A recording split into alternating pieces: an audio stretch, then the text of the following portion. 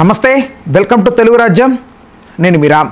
Nagari present ఎమ్మెల్యేగా ఉన్నటువంటి గాలి భానుప్రకాష్ గారు గతంలో అంటే 2019 నుంచి 24 వరకు అక్కడ పరిపాలించినటువంటి ఎమ్మెల్యే రోజా గారి మీద అనుచిత వ్యాఖ్యలు చేయడం జరిగింది. ప్రధానంగా ఆవిడ పర్సనల్గా టార్గెట్ చేసి మాట్లాడారనే అభియోగాలు వ్యక్తం అవుతున్నాయి. ప్రధానంగా ఈ అంశంలో రోజా గారు ఒక సెంటిమెంటల్ డ్రామా నడిపారని, దాన్ని అడ్డుపెట్టుకొని పొలిటికల్ చక్రం తిప్పుతున్నారని ప్రధానంగా వాదిస్తున్నారు. ఓవరాల్గా ఈ అంశం గురించి మనతో మాట్లాడడానికి ఒక చక్కటి విశ్లేషణ మనకు అందించడానికి ప్రముఖ సినీ క్రిటిక్ మరియు రాజకీయ విశ్లేషకులు భరద్వాజ్ గారు ఉన్నారు. ఆయనతో చర్చిద్దాం.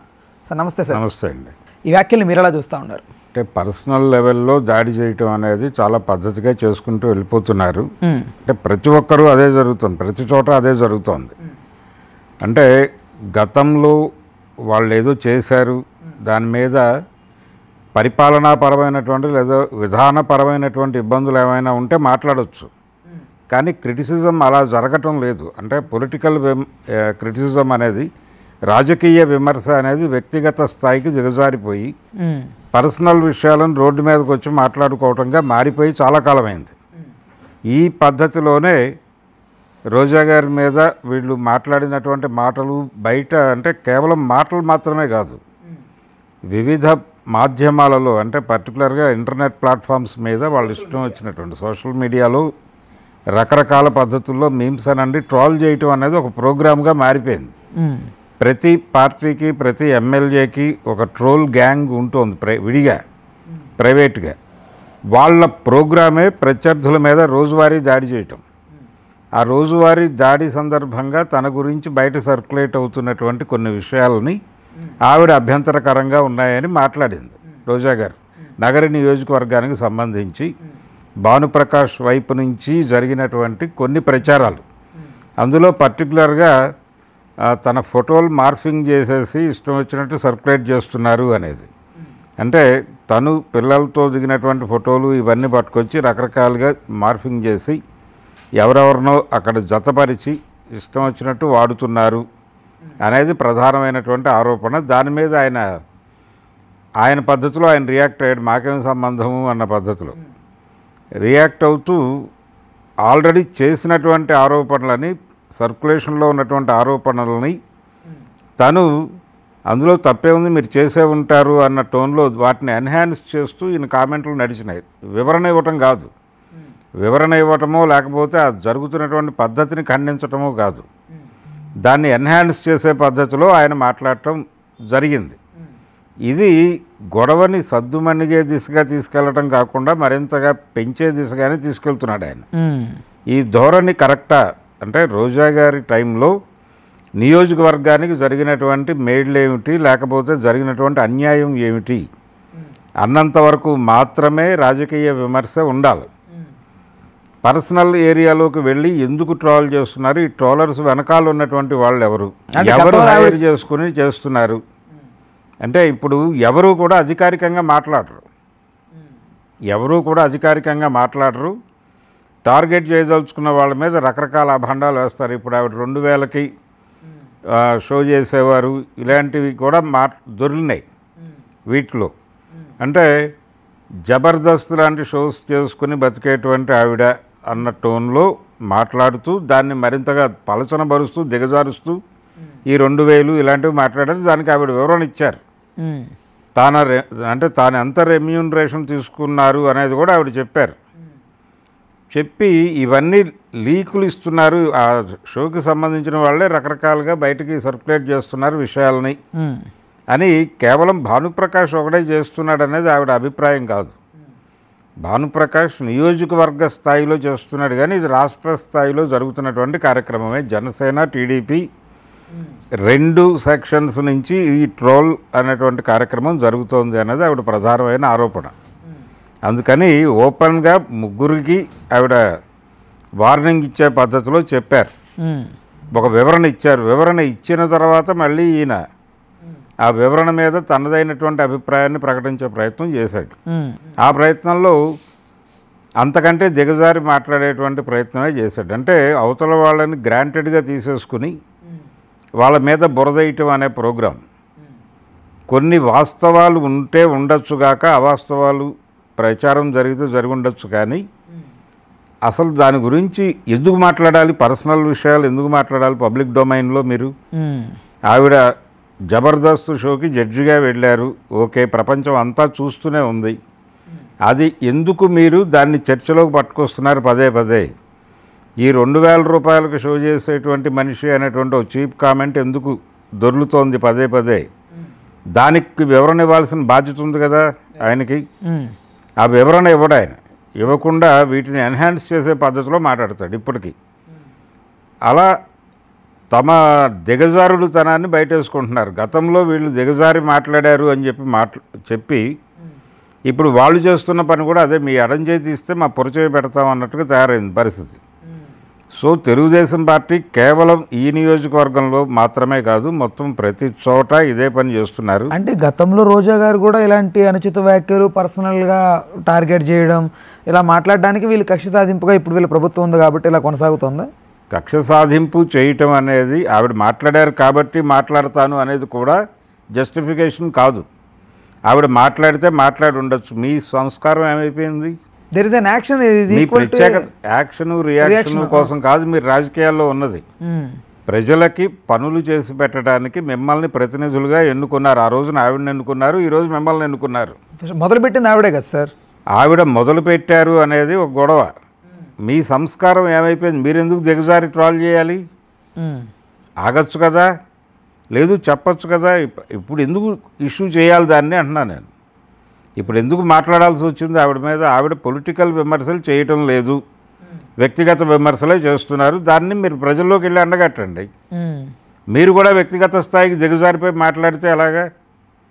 మీకు ఒక స్థాయి ఉందని మీరు అనుకుంటున్నారు కదా, మీరు కూడా అదే స్థాయి అని చెప్పుకోవడానికి సిద్ధపడిపోయారా? అందుకని ఇది కరెక్ట్ సమాధానం కాదు. అంటే ఇది జస్టిఫై చేసుకోవడానికి ఒక మెథడే తప్ప ఇది కరెక్ట్ కాదు. అంటే అసెంబ్లీలో జరుగుతున్నటువంటి వ్యవహారాలు కూడా ఇదే. మీరేం చేశారు అంటే, మీరు అధికారంలో ఉండగా ఏం చేశారు? ఇప్పుడు ఒక ప్రాబ్లం వచ్చింది ఒక చోట, బలానా చోట ఈ ఇష్యూ ఉంది అని కనుక ప్రభుత్వం దృష్టికి ప్రతిపక్షం తీసుకెళ్తే మీరు అధికారంలో ఉన్నప్పుడు ఏం చేశారు అని అడుగుతున్నారు. అది సమాధానం కాదు కదా వాళ్ళు అడిగిన ప్రశ్నకి. ఒక చోట రోడ్డు బ్రేక్ అయిపోయిందండి, ఆ రోడ్డు వేయిస్తే జనాలు వెళ్తారు, లేకపోతే ఇబ్బంది పడుతున్నారు చుట్టూ తిరిగి అని చెప్తాడు.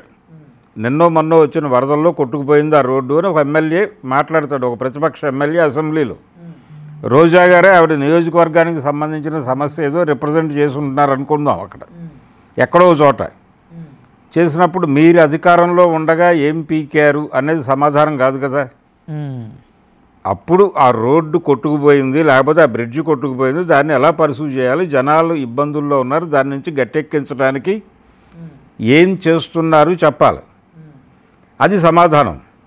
అందు తప్ప మీరు అధికారంలో ఉండగా ఏం పీకారు అనేది సమాధానం కాదు. ఆ సమాధానమే చెప్పి బుల్డోజ్ చేసుకుని వెళ్ళిపోతున్నారు వాళ్ళు. ఇది పద్ధతి కాదు. రోజా గారు మాట్లాడారు కాబట్టి మేము కూడా మాట్లాడతాము అన్నది సంస్కారం కాదు. మీరు మీ పద్ధతిలో మీరు ఒక పొలిటికల్ విమర్శ ఇలా ఉండాలి అని మీరు రోల్ మోడల్గా నిలబడండి. మీరు అవే మాట్లాడేది అంటే ఆవిడ మాట్లాడారా లేదా అన్నది కాదు ప్రశ్న. ఇప్పుడు వీళ్ళు మాట్లాడుతున్నారు ఆల్రెడీ. ఈ మాట్లాడుతున్నది ప్రపంచం వింటోంది.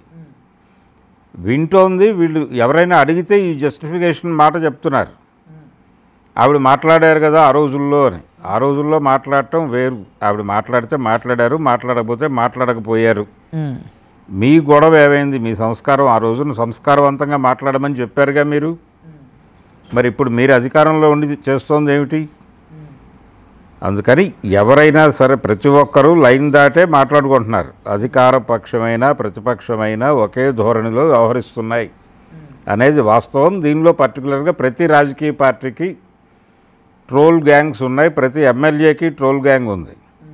హైర్ చేసి మనుషుల్ని వాళ్ళ కార్యక్రమంలో దింపి చేయిస్తున్నారు. సో వాళ్ళ రోజువారీ ప్రోగ్రాం ఎవరైతే ప్రత్యర్థి ఉంటాడో ఆ నియోజకవర్గంలో ఆ ప్రత్యర్థిని రోజువారీ టార్గెట్ చేస్తూ మీమ్స్ చేయండి, మరొకటి చేయండి, సర్క్యులేషన్లో పెట్టండి. వాళ్ళు కొత్తగా ఏదైనా మాట్లాడితే దాన్ని కాంట్రవర్సీ చేయండి, లేకపోతే పాత మాటలనే తిరిగి కొత్తగా మరొకసారి ప్రజల ముందుకు తీసుకెళ్ళండి. దాని మీద ఎవరో ఒకళ్ళ రియాక్షన్ పోస్ట్ చేయండి. ఇది కోట్ల రూపాయల్లో జరుగుతున్నటువంటి వ్యాపారం ప్రస్తుతం రాజకీయ క్షేత్రంలో. ఈ వ్యాపారం అక్కడ జరుగుతోంది, నగర నియోజకవర్గంలోనూ జరుగుతోంది. భానుప్రకాష్ గారు కూడా కొంతమందిని పోషిస్తూ ఈ కార్యక్రమం చేస్తున్నాడు. రోజా గారికి కూడా కొంత ఒక బ్యాచ్ హైర్ అయితే అయి ఉండొచ్చు. అంటే అట్నుంచి మనకు దూకుడుగా కనిపించడం లేదు, ఇట్నుంచి మాత్రం దూకుడుగానే కనిపిస్తున్నాయి. అందుకని భానుప్రకాష్ కొంచెం ఆగి వ్యవహరిస్తే బాగుంటుంది. అంటే తన్ని తాను సంస్కరించుకుని సంస్కారం అంటే ఏమిటో ప్రపంచానికి చెప్పే ప్రయత్నం చేయగలిగితే బాగుంటుంది తప్ప విమర్శకు విమర్శ సమాధానం మీరు తిట్టారు కాబట్టి నేను తిడతాను అంటే కుదరదు. అది ఇప్పుడు రోజా గారు సెంటిమెంటల్ డ్రామా ఏదో వర్కౌట్ చేస్తున్నారు, ఉమెన్ కార్డ్ ప్లే చేస్తున్నారు, ఫోటోల గురించి, అదే ఆ ఫోటో మార్ఫింగ్ గురించి మాట్లాడుతున్నాడు ఆయన. ఆవిడకి సెంటిమెంటో లేకపోతే ఏ రకరకాల గేమ్స్ నడుస్తాయి పాలిటిక్స్. జరిగింది అయితే తప్పే సార్, అగ్రి ఫర్ దట్. తల్లిని బిడ్డని అలా చేయడం అనేది తప్పే ముమ్మాటికి. బట్ ఆవిడ లైక్ ఒకప్పుడు మనం చూస్తే పప్పు అని లోకేష్ గారిని, చంద్రబాబు గారిని, హెరిటేజ్ పెట్టుకున్నావా, ఐస్ క్రీమ్ నోట్లో పెట్టుకున్నావా అని బాలకృష్ణ గారిని ఇలా దారుణంగా మాట్లాడిన వ్యక్తి కర్మఫలం అనుభవించక తప్పదని ప్రధానంగా చాలామంది దీన్ని ఖండిస్తూ ఉన్నారు. ఆవిడ ఖండించటం అనేది వేరే గొడవ. ఇప్పుడు నేను అదే చెప్తున్నాను, ఆవిడ మాట్లాడారు అని చెప్పి 100 ఉదాహరణలు ఇవ్వచ్చు. అది కాదు కదా, మీ సంస్కారం ఎక్కడికి వెళ్ళింది, మీరు మాట్లాడుతున్నది ఏమిటి, మీరు చేస్తున్నది ఏమిటి అనేది చూస్తుంది ప్రపంచం. మీరు ప్రత్యేకంగా వ్యవహరించాలి కదా, వాళ్ళు అలా వ్యవహరించారు, మీరు అలా వ్యవహరించరని కదా మీకు అధికారం ఇచ్చారు. మరి మీ ప్రత్యేకత ఏమిటో నిరూపించుకోవాలి. మీరు కూడా అలాగే వ్యవహరిస్తే అలాగే, అవే మాట్లాడితే అలాగే. పైగా మీరు ఎందుకు మాట్లాడుతున్నారంటే వాళ్ళు మాట్లాడారు కదా అనేది సమాధానం. అది ఎలా కుదురుతుంది? ఇప్పుడు ఆవిడ గురించి అలా మాట్లాడారు, రేపు పొద్దున ఇంకెవరికరి గురించి కూడా ఎలాగే మాట్లాడతారని అర్థమవుతుంది కదా క్లియర్గా. కాబట్టి కల్చర్కి వ్యతిరేకంగా మీ వైపు నుంచి ఏదైనా ప్రోగ్రాం ఉందా భానుప్రకాష్ నుంచి? ఏమీ లేదు, ఇది రొటీన్ కార్యక్రమం. మేము అధికారంలో ఉంటే మేము ఆవిడని తిడతాం, ఆవిడ అధికారంలోకి వస్తే ఆవిడ మమ్మల్ని తిట్టుకోవచ్చు, మేము దాన్ని పట్టుకొని మేము దాడి చేస్తాం. ఇది రెగ్యులర్ పొలిటికల్ ప్రోగ్రామ్ అని చెప్పదలుచుకున్నాడు ప్రపంచానికి ఆయన. అలా చెప్పదలుచుకుంటే ఓకే, ఎవరికీ అభ్యంతరం లేదు. ఆ మాట ఓపెన్గా చెప్పేసి. ఇందాక మీరు అన్నారు అంటే లొకేషన్ పప్పు అని అన్నారని. లొకేషన్ పప్పు అనే మాట ఆవిడ మాత్రమే కాదు, ప్రపంచం అంతా అంది. రామ్ గోపాల్ వర్మ గారు ఓ సినిమాలో సన్నివేశం కూడా పెట్టాడు. అయితే ఈ ఎవరెవరు ఎలా మాట్లాడినా రాజకీయ పనిలో ఉన్నప్పుడు రాజకీయ పరిస్థితులు మాట్లాడాల్సిన మాటలు ఇప్పుడు మీరు అందాక అన్నట్లుగా ఈ సంస్కారం ఏమైంది అన్నప్పుడు వీళ్ళ సంస్కారం ఏమైంది అనేది పాయింట్. మీ సంస్కారం ఏమైపోయింది? ఇప్పుడు ఇష్యూ పట్టుకొచ్చింది వాళ్ళు కదా, స్టార్ట్ చేసింది వీళ్ళు కదా. అది స్టార్ట్ చేశారండి, మీరు ఆపేయాలి కదా. మా పద్ధతి అది కాదు అని వ్యవహరించాలిగా. మీరు ఆల్టర్నేటివ్ ఇంకో ప్రోగ్రామ్ చూపించండి సార్. నిజంగా ఎన్ని రోజులు మౌనంగా ఉన్నారు సార్ కూటమి కదా తెలుగుదేశం? రాహుల్ గాంధీని పప్పు అని కాయిన్ చేయటానికి, అలాగే లొకేషన్ పప్పు అని ప్రపంచంలోకి చాటడానికి ట్రోలర్స్కి కొన్ని కోట్లు ఖర్చు పెట్టారు. కొన్ని కోట్లు ఖర్చు పెట్టి, కొన్ని 100 కోట్లు ఖర్చు పెట్టి వీళ్ళిద్దరిని పప్పు అని బ్రాండ్ చేశారు అనేది నమ్ముతారా? అది ఉంది, ఆ కల్చర్ ఉంది మన దగ్గర. కాబట్టి డబ్బులు ఇచ్చి అవతల వాడిని బ్యాడ్ చేసినా లేకపోతే గుడ్ చేయాలన్నా ఇదే ప్రోగ్రాం. అంటే సోషల్ మీడియా హ్యాండిల్స్ వీటిల్లో రకరకాల ప్రచారాలు, మీమ్స్ తగిలించటము, జనంలోకి పుష్ చేయటము, ఈ ప్రోగ్రాం అంతా జరిగిపోతుంది. బ్రాండింగ్ పాలిటిక్స్లో ఉన్నాం మనం. ఈ బ్రాండింగ్ పాలిటిక్స్లో భాగంగా సర్క్యులేషన్లోకి వచ్చిన వార్తలు చూసి వీళ్ళు వాటిని ఆధారం చేసుకుని కొన్ని కామెంట్స్ చేస్తున్నారు. రోజా గారు స్ట్రైట్గా పప్పు అనలేదు. పప్పు అనేది ఆల్రెడీ ప్రోగ్రామ్ ఒకటి మార్కెట్లోకి వచ్చేసిన తర్వాత దానికి రియాక్ట్ అయ్యి దాన్ని అడాప్ట్ చేసుకుని మాట్లాడింది ఆవిడ. వచ్చిందంటే ఆ టైంలో ప్రధానంగా వ్యతిరేకంగా ఉన్న పార్టీ వైసీపీ కాబట్టి వాళ్ళే కదా సార్ దాన్ని పోర్ట్రేట్ స్టార్ట్ చేసి ఉంటారు. వాళ్ళే స్టార్ట్ చేసి వాళ్ళే దాన్ని ముందుకు తీసుకొచ్చారు. తీసుకొచ్చారు. ఇప్పుడు నిన్న ఒక ఫంక్షన్ జరిగింది ఇక్కడ, ఒక సినిమా ఫంక్షన్, హరిహర వీరమల్లు. దానిలో ఆ సినిమాకి సంబంధించిన కంటెంట్ మాత్రమే మాట్లాడాల్సిన పరిస్థితి ఉంటుంది జనరల్గా. అది వదిలిపెట్టేసి అవుట్ ఆఫ్ కాంటెక్స్ట్ వెళ్ళిపోయి ఔరంగజేబును ఓడించి వచ్చాడైనా ఆంధ్రప్రదేశ్లో అని మాట్లాడాడు కదా రఘురామకృష్ణరాజు గారు. ఈ అవుట్ ఆఫ్ కాంటెక్స్ట్ వెళ్ళి ఆ క్యూరియాసిటీ ఎందుకు, ఆ మాటలు ఎందుకు మాట్లాడాలి? అవతల వాళ్ళకి ఎందుకు లీడ్ ఇవ్వాలి, మీరు అవకాశం ఎందుకు ఇవ్వాలి? నేను అనేది అది. మీ ప్రత్యేకతను మీరు నిలబెట్టుకోండి. అవతల వాళ్ళు చేశారు కాబట్టి మేము చేస్తున్నామన్న పద్ధతిలో వ్యవహరించొద్దు. మీరు లీడ్ ఇవ్వద్దు, మీరు ఆదర్శంగా నిలబడండి. మీరు ఒక మోడల్ సెట్ చేయండి, పోనీ ఇలా ఉండాలి అని ఒక మోడల్ సెట్ చేయండి.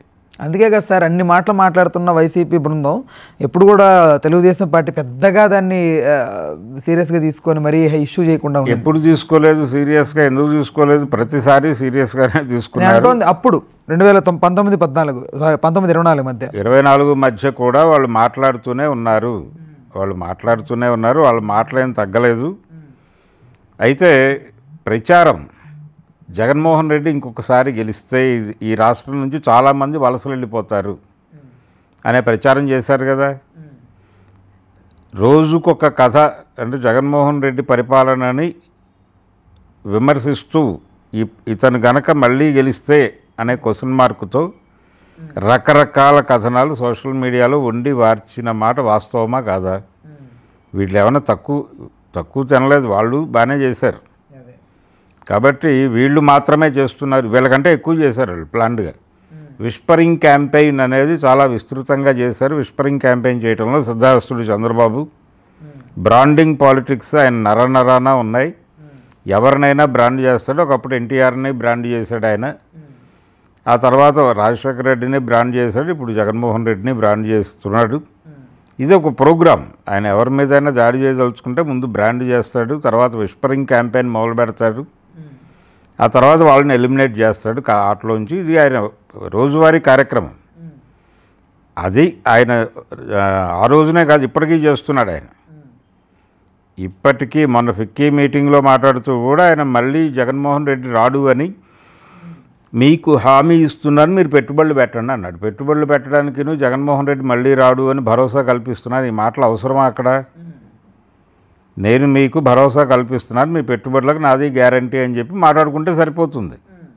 అతను మళ్ళీ గెలుస్తాడో గెలవడో ప్రజల ఇష్టం. అది ప్రజలు చూసుకుంటారు. అతను గెలిపించాలనుకుంటే గెలిపిస్తారు, ఓడించదలుచుకుంటే మరొకసారి కాదు 20 సార్లు ఓడిస్తారు. ఇప్పుడు ఇలాంటి వ్యాఖ్యలు చేసినప్పుడు రాజకీయ నాయకుల మీద అపనమ్మకం ఏర్పడతారు సార్. ఎందుకంటే ఈవీఎంలు నిజంగానే ఈ గోల్మాల్ ఉందా అనే స్థితికి వస్తారు ప్రజలు.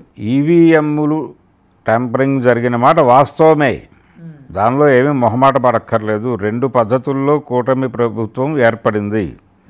ఒకటి యాంత్రిక విజయం. అది యాంత్రిక విజయం అంటే ఈ యంత్రాలని వాళ్ళ కంట్రోల్లోకి తీసుకుని వాళ్ళు చెప్పిన పద్ధతుల్లో అవి వినేటట్లుగా ఆర్గనైజ్ చేసుకుని సాధించిన గెలుపు ఒకటి యాంత్రిక విజయం. రెండోది తాంత్రిక విజయం. తాంత్రిక విజయం అంటే అవతల వాళ్ళు చాలా దుర్మార్గులని విపరీతంగా ప్రచారం చేసి చెవి కింద జోరీగలాగా చేసి చెల్లెలికే ఆస్తి ఇవ్వనివాడు కన్నబేరి పిశాచిలాగా అంతే రోజువారీ అలా మాట్లాడుతూనే ఉన్నారు. జగన్మోహన్ రెడ్డి పరమ దుర్మార్గుడు, బాబాయిని చంపాడు, చెల్లెల్ని గెంటేశాడు.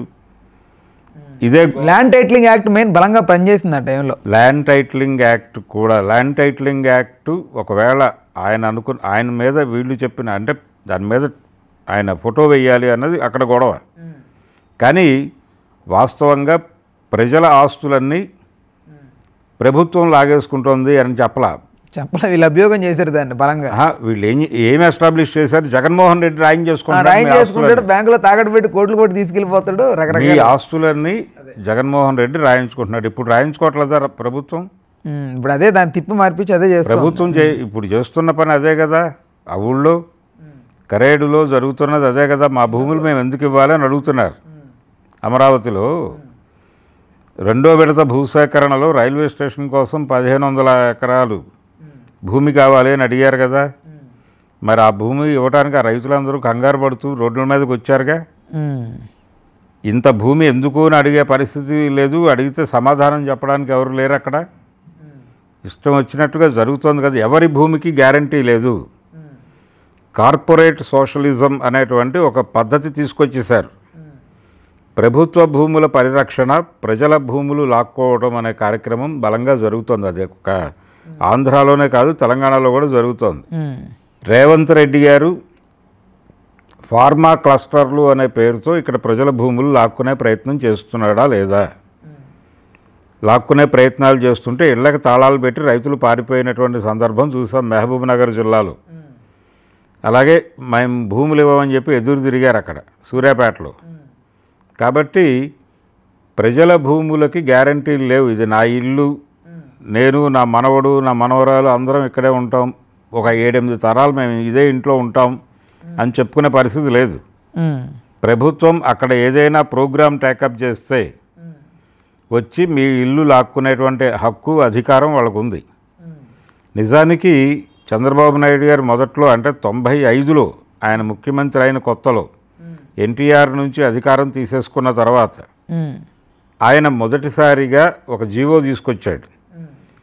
సెట్ బ్యాక్స్కి సంబంధించి కన్స్ట్రక్షన్ ఎనీ స్ట్రక్చర్ కన్స్ట్రక్షన్కి ప్లాన్ అప్రూవల్ కోసం వెళ్ళినప్పుడు రోడ్డు మీద నుంచి 10 అడుగులు అన్ని వైపులా 10 అడుగులు వదిలిపెట్టేసి కన్స్ట్రక్షన్ చేసుకోవాలి.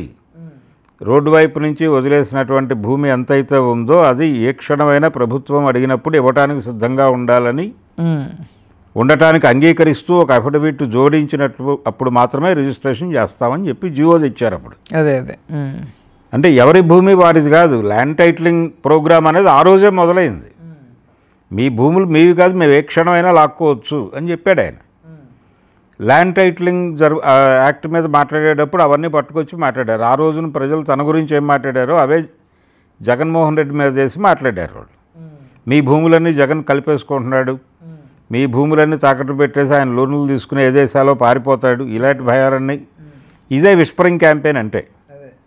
ఈ చెవి కింద జోరీగా ప్రచారము అనేది తాంత్రికం, ఈవీఎం మేనేజ్మెంట్ అనేది యాంత్రికం. ఈ తాంత్రిక ప్రయోగాలు చేసి విజయం సాధించడం జరిగింది కూటమి ప్రభుత్వం. సరే, బ్యాక్ టు నగిరి ఇష్యూకి వస్తే ఓవరాల్గా మీ మాట ఏంటి ఈ ఇష్యూలో?